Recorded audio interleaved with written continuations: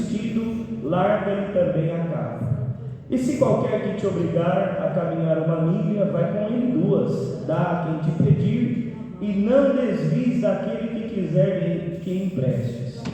Ouvistes que foi dito: amarás o teu próximo e aborrecerás o teu inimigo.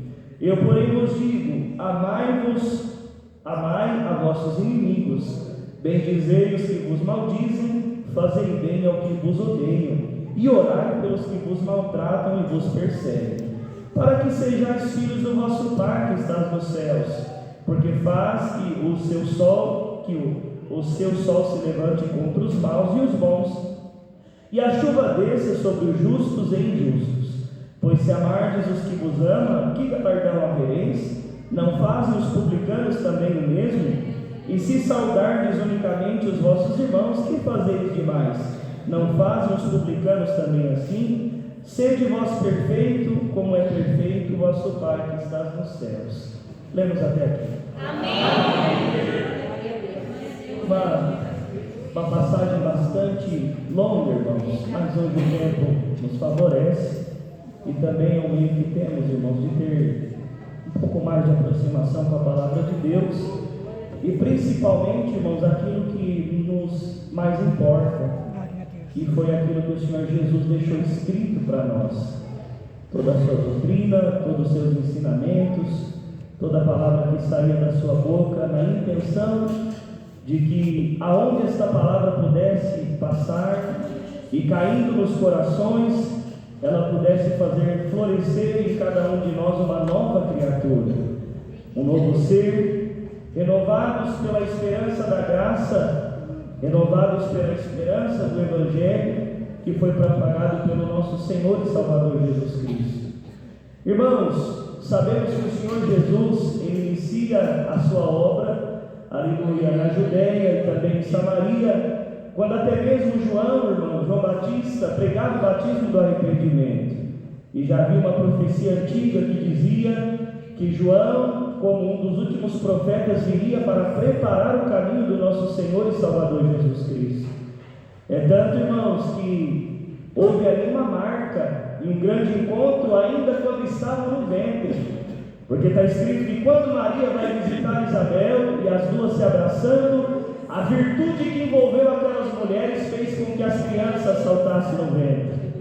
Não era simplesmente crianças, mas era fruto da promessa que estava sendo gerado naqueles ventres abençoado e escolhido por Deus. Bem-aventurado é o homem e a mulher que se torna um ventre abençoado. Sabe o que é um ventre abençoado, irmão? É um ventre que gera, que cria, glória ao nome santo do Senhor. E para que sejamos homens e mulheres com um ventre abençoado, nós temos que ter em nós o caráter que tinha e que houve em Jesus Cristo.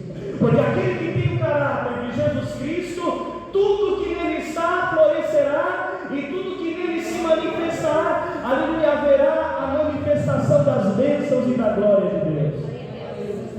E João Batista, irmãos, ele cumpriu a sua missão. E quando ele dá por si ali no Rio Jordão, ali na Judéia, aleluia, pregando o batismo do arrependimento, e quando ele menos esperava, vem o Senhor Jesus caminhando na direção de João Batista. Ele ficou, irmãos, assustado com aquela situação, aleluia, porque ele dizia: mestre, aleluia, eu careço de a ti, tu vens a mim. E o Senhor Jesus falou para ele: deixa, João, para que se cumpra toda a palavra. Irmãos, perceba que o Cristo que ressurgiu era, ainda que tendo duas naturezas, porque a palavra diz que ele era verdadeiro Deus e verdadeiro homem, mas mesmo assim ele foi humilde em toda a obra que ele realizou nesta terra. E João batiza o Senhor Jesus, e ali marca o princípio da sua trajetória. E está escrito que quando ele é batizado e começa a sair das águas, ali eis que vem uma pomba sobrevoando e pousa sobre a sua cabeça, representando o Espírito Santo. Aleluia, ali ele recebe o poder, porque uma voz brada do céu: esse é meu filho amado, a quem eu me compraz. Irmãos, aquela voz confirmou e recomendou que todos aqueles que estavam ao seu redor deviam dar ouvido à palavra de Jesus Cristo. E ele continua a sua missão, sai da Judéia, vai para Samaria e começa o seu ministério na Galileia. E aqui na Galileia está escrito que ele sobe no Monte das Oliveiras. E ele dá, irmãos, um dos seus principais discursos. Porque o sermão da montanha é o sermão das bem-aventuranças. Como quem diz, todos aqueles que deram ouvido ao que está escrito aqui, terão uma vida abençoada nesta terra e um dia terá direito a entrar no meio da glória de Deus. Aqui está a receita da vida boa, irmãos. Aqui está a receita da vida daquele que, se seguir esses preceitos, com certeza terá na sua vida as marcas dos sinais de Jesus Cristo.